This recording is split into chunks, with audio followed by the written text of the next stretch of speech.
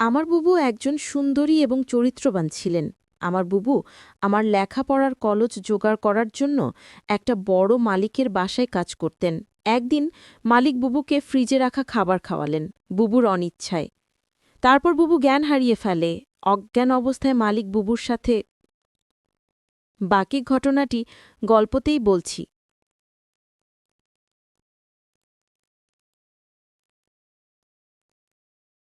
আমার বুবু যখন মিল হয়ে যায়, আমি তখন ক্লাস 9-এ পড়ি। স্কুল থেকে ফিরে শুনি আজ বুবুর বিয়ে। আব্বা আমাকে বললেন, শিবু, ঢাকা থেকে মেহমানরা আসবে, তুই এক ছুটে বাজারে যা, আফজালকে বল তার ডেকোরেশনের চেয়ার পাঠাতে। আমি এক দৌড়ে বাজারে চলে গেলাম। আফজাল চাচাকে যখন সব বলছি, 2টা প্রকাণ্ড গাড়িকে বাজার পেরিয়ে আমাদের বাড়ির দিকে যেতে দেখলাম। আফজাল চাচা বললেন, যা, রুন্নার অনেক ভালো ঘরে বিয়ে হলো, তোদের অবস্থা এইবার ফিরবে। বুগুর কি সত্যি ভালো বিয়ে হচ্ছে আমি জানি না। আমি শুধু জানি বুগু চলে যাচ্ছে আমাদের বাসা থেকে। তারপর কি হবে? কে আমাদের খাবার এনে দেবে? কে আমাকে চুপি চুপি তার মাটির ব্যাঙ ভেঙে আমাকে মেলায় যাওয়া টাকা দেবে? বুবুকে ছাড়া যে আমার জীবন চলতে পারে, আমি সেটা কল্পনাও করতে পারি না। কলেজের এক প্রোগ্রামে আমার সুন্দরী বুবুকে দেখে নাকি দারুণ পছন্দ করেছে এক বড়লোকের ইঞ্জিনিয়ার ছেলে। তার চাপে পড়েই তার পরিবার রাজি হয়েছে এই বিয়েতে।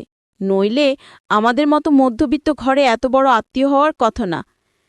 সবাই বলাবলি করছে বুবুর কারণে এবার আমাদের ভাগ্য ফিরবে। আমার জন্মের সময় আমার মা মারা যান, বুবুর বয়স তখন 8। আমার স্কুল শিক্ষক আব্বার বিয়ে করাননি, বুবুই মানুষ করেছে আমাকে। আমার জগৎও ঘিরে তাই আমার বুবু। বিয়ের আসরটা হয়ে গেল দায়সারাভাবে। বিয়ে নাকি 2 পরিবারের বন্ধন, কিন্তু আমার সেটা মনে হলো না। পাত্রের বাবা সারাক্ষণ মুখ কালো করে রাখলেন। পাত্রের ছোট মামা আমাদের ঘর বাড়ি উঠান ঘুরে ঘুরে দেখলেন, মাঝে মাঝে নাক ছিটকালেন। আমাকে ডেকে বললেন, তুমি কোন ক্লাসে পড়ো?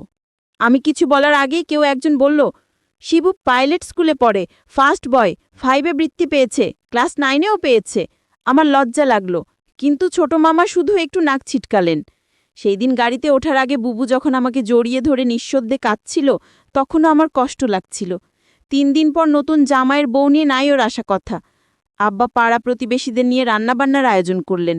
একটা গাড়ি ভাড়া করে নতুন জামাইকে আনতে পাঠালেন। গাড়ি ফেরত এলো, নতুন জামাই আসতে পারবে না, তার কোনো জরুরি কাজ পড়ে গেছে, পরে সময় করে আসবে। বুবু আসলো আরও মাস দিনের পর। একটা সাদা রঙের গাড়ি থেকে বুবু নামু, আমি ছুটে গেলাম। আমি বুবুকে জড়িয়ে ধরতে গিয়েও থমকে গেলাম। গায়ে দামি ফিনফিনের শাড়ি, মুখে পার্লার থেকে করা মেকআপ, ব্ল্যাক করা বাঁকানো ভ্রু আর স্ট্রেট করা চুলে আমার বুবুকে কেন জানি হঠাৎ অচেনা লাগলো। আব্বা দৌড়ে এলেন, জামাই আসেনি? না আব্বা, সাইটের কাজে গেছে। বুবু আব্বাকে ধরে কিছুক্ষণ কাঁদল। আমি সারাদিন বুবুর আশেপাশে ঘুরঘুর করলাম, কিন্তু বুবুকে কেমন আনমো না দেখলাম। শুধু একবার আমাকে জিজ্ঞেস করল, শিবু পড়াশোনা করছিস তো ঠিকমতো? রাতে আমার ঘুম এলো না, বড় অভিমান হলো। বুবু অনেক বদলে যাচ্ছে এই অল্প দিনে। এত বদলে যেতে পারে মানুষ? বুবু 3 দিন থাকলো। শেষের দিন দুলাভাই এলেন বুবুকে নিয়ে যেতে। দুলাভাইকে দেখলাম বেশ গম্ভীর। আমাকে ডেকে বললেন, কিরে শিবু, পড়াশোনা করিস ঠিকমতো নাকি সারাদিন বাদরামি? আমি কিছু বললাম না। দুলাভাই আসার পর থেকেই বুবুর মুখটা কালো হয়েছিল। কারণও দেখলাম তার। আমাদের সামনেই কপাল কুঁচকে 2বার বুবুকে ধমক দিলেন দুলাভাই। বুবু চলে যাওয়ার পর সেই রাতে আব্বা আমার ঘরে এলেন। অপরাধীর গলায় বললেন, শিবু, তুই তো অনেক বড় হয়ে গেছিস, বল তো আমি কি কোনো ভুল করলাম? আমি হয়তো সত্যি বড় হয়ে গেছি, মনের কথা চেপে বললাম, কেন সেটা বলছেন? বুবু অনেক ভালো আছে, কিন্তু আমি ঠিক জানি আমার বুবু ভালো নেই। বুবুর হাতে কালশিটে দাগ দেখেছি। আমার হাসি খুশি বুবু কেমন গুটিয়ে গেছে মাত্র 3 মাসে। এর ঠিক 1 বছরের মাথায় আব্বাজান মারা গেলেন। আমি একা হয়ে গেলাম। পাড়া প্রতিবেশীরা বুবু দুলাভাইকে চেপে ধরলেন আমাকে নিয়ে যাওয়ার জন্য।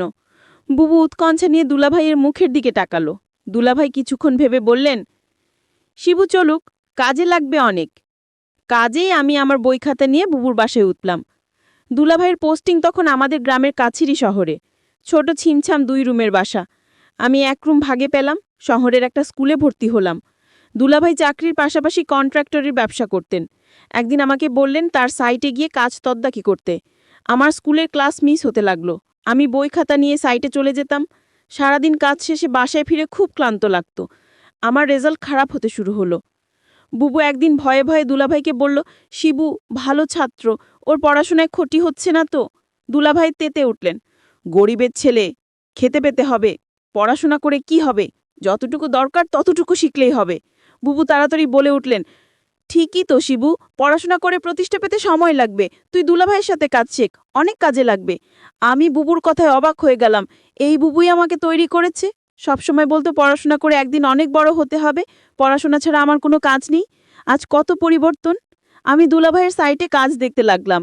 ক্লাস 9-এর একটা কিশোরের জন্য নিশ্চয়ই খুব সহজ কাজ না, কিন্তু আমি শিখতে লাগলাম, সাথে পড়াশোনাও করতাম সাইটে।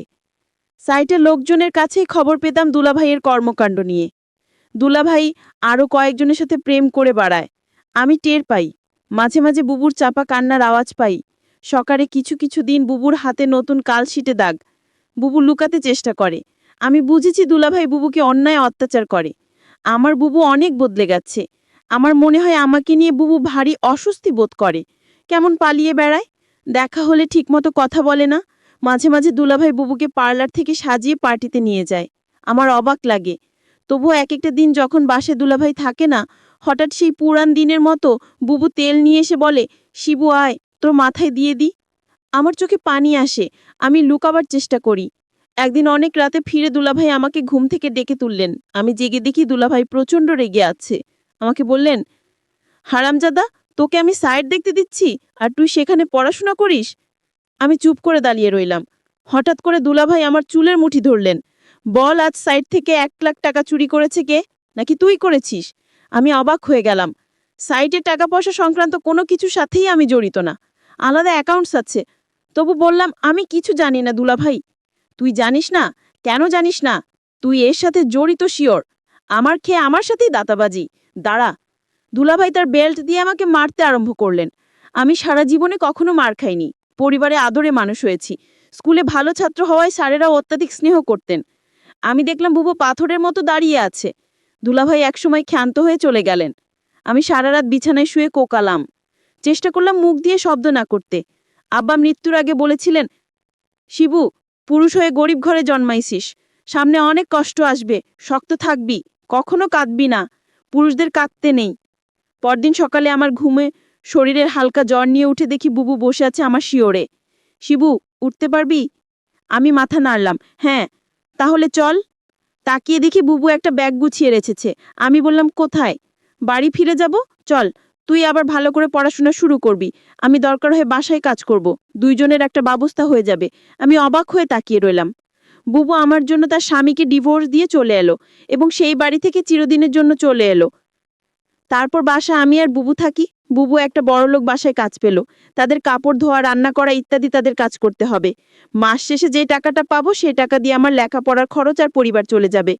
বুবু যে বাড়িতে কাজ করে সেই বাড়ির মালিক বুবুকে একদিন বলেছিল, তোমার যত টাকা দরকার আমি দিব, তুমি শুধু একটি কথা রাখো।